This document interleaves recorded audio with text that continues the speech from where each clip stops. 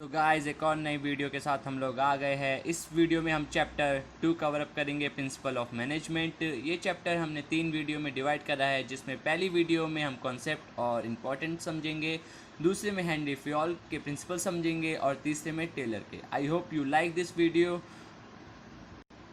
तो गाइस जैसा हमने बोला, इस वीडियो में हम कॉन्सेप्ट और सिग्निफिकेंस पढ़ेंगे, तो हम पढ़ना चालू करते हैं। सबसे पहले आता है ये ब्लैक में मीनिंग। इसके अंदर सीधा सीधा लिखा है, ये आपको जनरल गाइडलाइंस प्रोवाइड करवाते हैं, जिसकी वजह से मैनेजर्स को डिसीजन लेने में और कौन सी सिचुएशन में उन्हें कैसे बिहेव करना है उसके बारे में उन्हें पता चलता है। उसके हम आगे बढ़ते हैं, यहाँ पे देखते हैं नेचर। अब नेचर के अंदर क्या आता है, जर्नल गाइडलाइंस, जो आपके प्रिंसिपल ऑफ मैनेजमेंट है।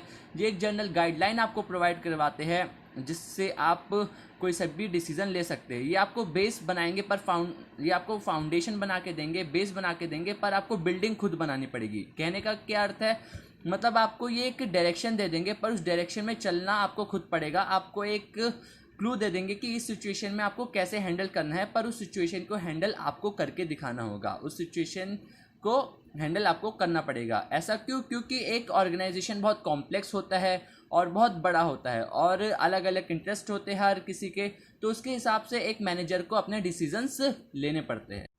गाइस फिर उसके बाद यहाँ पे आता है form by practice and experimentation. ये हमने साइंस वाले में भी पढ़ा था, why management no also called as science.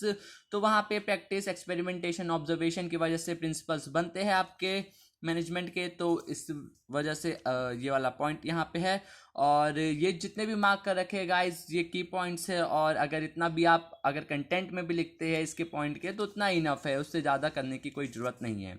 ठीक है, फिर उसके बाद आता है यूनिवर्सल एप्लीकेबिलिटी। ये आपको पता है हर जगह एप्लीकेबल है, ये भी हमने पढ़ा था साइंस वाले पोर्शन में उसके। और फिर उसके बाद ये हर जगह एप्लीकेबल है, कोई सी भी कंट्री में कहीं पे भी। अगर आपको नहीं पता इसके बारे में, तो आप उस वीडियो में जाके एक बार देख सकते हैं। ठीक है, फ्लेक्सिबल है ये फ्लेक्सिबल है। जो मैनेजर है वो अपने अकॉर्डिंग, अपनी सिचुएशन के हिसाब से मॉडिफाई कर सकता है। ये देख सकते हैं, मॉडिफाई कर सकता है। ठीक है, आप मार्क भी कर दिया मैंने। तो जितना आपने मार्क कर रखा है उतना काफ़ी। उसके नीचे आप देखोगे तो खाली एग्जाम्पल या बेकार सी चीज़ें मिल जाएगी, उस पर इतना ध्यान देने की कोई ज़रूरत नहीं है। ठीक है, फिर उसके बाद आता है कंटीजेंट। ये आपके सिचुएशन के हिसाब से मैटर करता है कि किस वक्त क्या हो रहा है, उसके हिसाब से आपको सिचुएशन के हिसाब से इसको लगाना पड़ता है। कहीं पे आपका कोई प्रिंसिपल लगता है किसी सिचुएशन में, और कहीं पे कोई और। ये आपको प्रैक्टिस से ही पता चलेगा। फिर उसके बाद आता है बिहेवियरल। ये हम प्रिंसिपल ऑफ ऑर्डर से रिलेट कर सकते हैं, इसके बारे में हम आगे पढ़ेंगे। इसमें खाली मैं इतना बता सकता हूँ कि ये एक ह्यूमन और रिसोर्सेज के बीच में एक रिलेशनशिप इस्टेब्लिश करने में मदद करता है, कि ये बताता है कि कौन सी जगह पे कौन सी चीज़ मिलेगी, कहाँ पे मिलेगी। ओके, फिर उसके बाद आता है कॉज एंड इफेक्ट रिलेशनशिप। ये हमें बताता है कि हम कौन सा डिसीजन लेंगे जिसकी वजह से कौन सा इफेक्ट आएगा। ठीक है, जैसे एग्जाम्पल के तौर पे बताता हूँ, डिवीजन ऑफ वर्क की वजह से एक स्पेशलाइजेशन आएगा। तो डिवीजन ऑफ वर्क हमारा क्या है, इफेक्ट, और जो हमने डिसीजन लिया वो क्या था, कॉज एंड इफेक्ट रिलेशनशिप।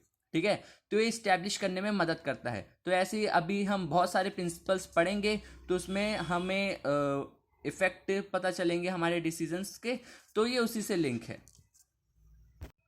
फिर उसके बाद गाइज आता है important significance of management principle. तो उसमें पहला आता है provide manager with useful insight into reality. ये मैनेजर को एक डीप अंडरस्टैंडिंग देता है सिचुएशन के बारे में, क्योंकि ये प्रिंसिपल आपके एक्सपेरिमेंट करके, ऑब्जर्व करके, प्रैक्टिस करके बने हैं। तो ये हिट एंड ट्रायल से बने हैं पूरे प्रिंसिपल।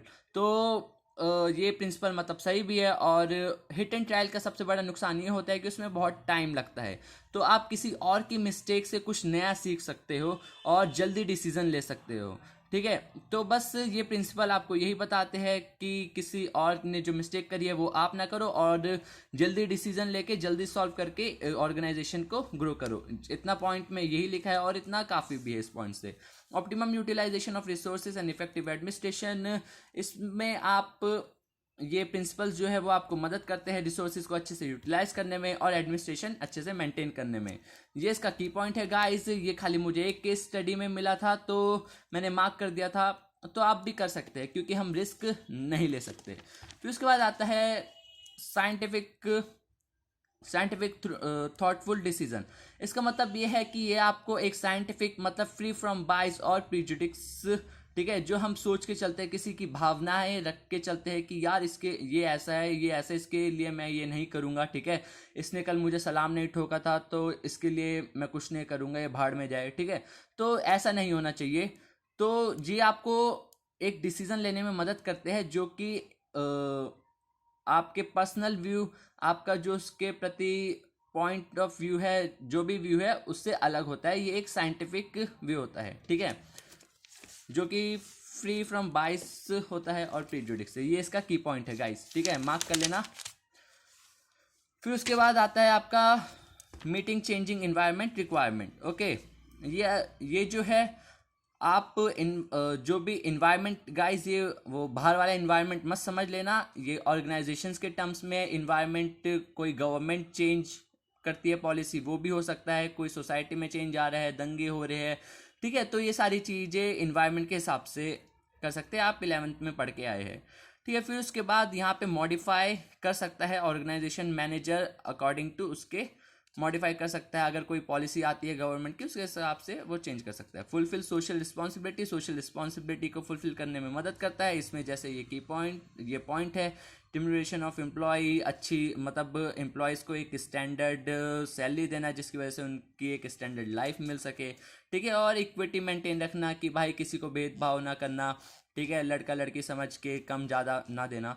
फिर उसके बाद management training and education work, इसके ऊपर आपको स्टडी भी होती है। आप अगर MBA करना चाहते हो, BBA करना चाहते हो, तो आपको प्रिंसिपल्स ऑफ मैनेजमेंट, आप जब BBA या MBA कर रहे होंगे तो आपको पढ़ने को मिलेगा। तो आप वहीं से देख सकते हैं कि इसके ऊपर ट्रेनिंग, एजुकेशन, रिसर्च होती है, ठीक है, और इसमें भी लिखा हुआ है, ठीक है। तो गाइज ये वाली वीडियो आज अभी यहीं पे ख़त्म करते हैं। फिर उसके बाद दूसरी वीडियो पार्ट 2 जो है इसका, वो देखना, जिसमें हम हैंडी फ्यूल के प्रिंसिपल्स के बारे में बात करेंगे, जिसके अंदर बहुत सारे की पॉइंट्स होंगे, तो वो आपको बहुत मदद करने वाले हैं। Thank you guys and keep watching.